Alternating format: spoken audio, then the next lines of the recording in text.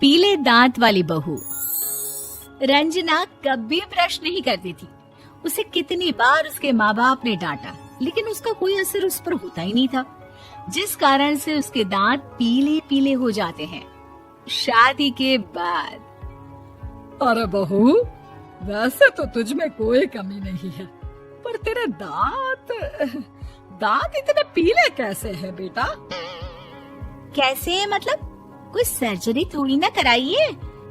वो तो क्या नाम, मैं ब्रश नहीं करती थी तो पीले हो गए। अब क्या करूं? आप कहे तो लाल करवा लूं या फिर काले? यार ये क्या है, क्यों माँ से लड़ रही हो? लड़ रही हूँ? अरे मैं लड़ रही हूँ या ये बोल रही है कि दांत पीले हैं, पीले। अरे तपस्या थोड़ी ना की है इन्हें पीले करने के लिए। बकायदा ब्रश नहीं किया है 20 साल तक, तब जाकर। छी, कैसी बात कर रही हो? ये उस वक्त तो पीले नहीं थे जब हम लोग तुम्हें देखने आए थे। अरे तब साफ करवा लिया होगा डेंटिस्ट के पास जाकर। अब देखो कैसे पीले पीले लग रहे हैं।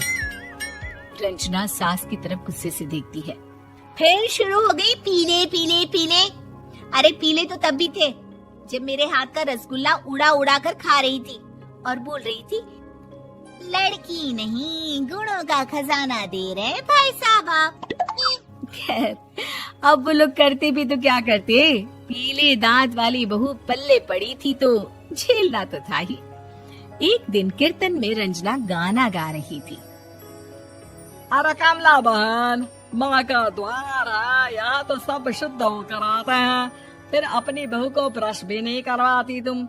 दूर से पीले पीले दांत भक्ति में बाधा उत्पन्न कर रहे हैं। अरे कोई 2 साल के बच्ची थोड़ी ना लेकर आई हूँ मैं बहू बनाकर। अच्छी खासी लड़की है, अरे कैसे करवाऊं ब्रश? ये तो उसे खुद करना चाहिए ना। अब माँ बाप तो इसके जैसे तैसे निपटा दिए, ये नहीं सोचा कि सास कैसे संभालेगी। सास बहू को लेकर घर आ जाती है, लेकिन सोच लेती है कि अब इसे लेकर कहीं नहीं जाएगी। अगले रोज बहू कहती है, अरे क्या हो गया, मंदिर नहीं जाना क्या? कीर्तन का वक्त हो रहा है। मेरी मधुर वाणी से कान्हा जी जागते हैं और सोते हैं। आप तो जानती है ना उनकी भक्ति में कितना मन लगता है मेरा। वो क्या है ना, तबीयत ठीक नहीं लग रही है मेरी, आराम करूंगी मैं। तबीयत ठीक नहीं लग रही? अभी तो मिथुन के गाने पर नाच रही थी आप, और अब बोल रही है कि तबीयत ठीक नहीं लग रही। अरे भक्ति में मन लगा लो सासू माँ, ऊपर जाना है, क्या मुंह दिखाओगी आप? हाँ?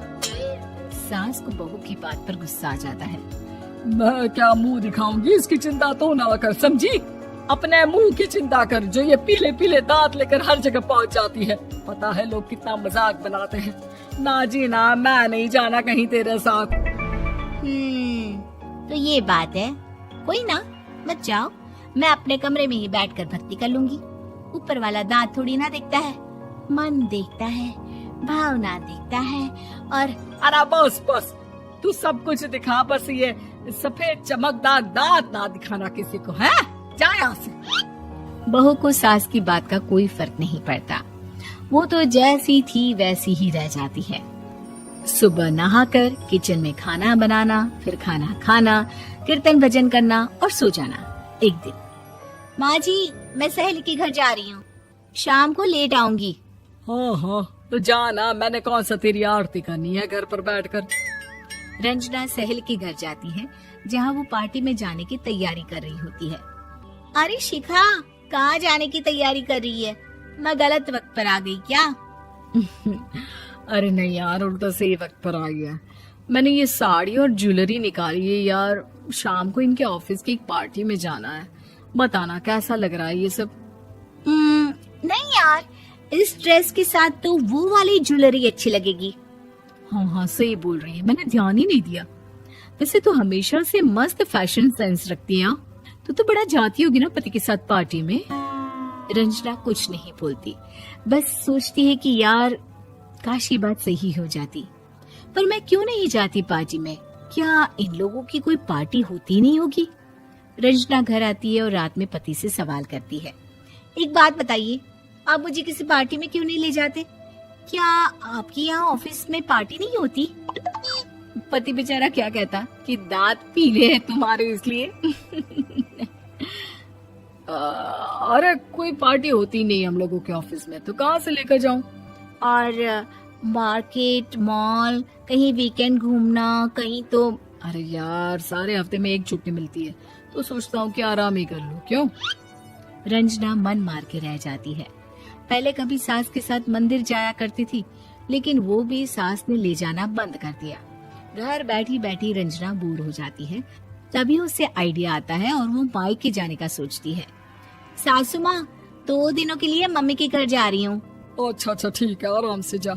और हाँ, माँ से कुछ अच्छी आदत सीख कर आना कि कैसे शरीर के हर भाग की तरह दांतों की सफाई भी जरूरी होती है, समझी? शुरू हो गई ना आप। वो लोग आपकी तरह नहीं है कि छोटी छोटी बात का बतंगड़ बना दे। उन लोगों के लिए मैं मायने रखती हूँ, ना कि मेरे पीले पीले दांत। रंजना माँ को बिना बताए उन लोगों को सरप्राइज देती है, लेकिन जैसे ही वो दरवाजे पर पहुंचती है, अंदर देखती है कि घर वाले कहीं जा रहे होते हैं। अब माँ, काश रंजना दीदी के दांतों वाली प्रॉब्लम नहीं होती, तो वो भी हम लोगों के साथ चलती ना बुआ जी की बेटी की शादी में।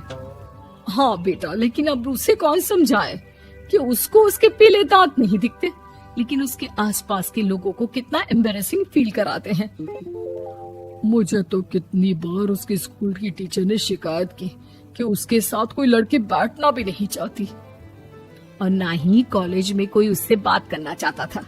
लेकिन पता नहीं क्यों उसे ये बात समझ में ही नहीं आती। कोई कमी नहीं है उस लड़की में, बस यही कि दांत पीले हैं। वो तो भला हो जीजा जी और उनकी माँ का, जो दीदी को जैसी है वैसे ही रखा हुआ है।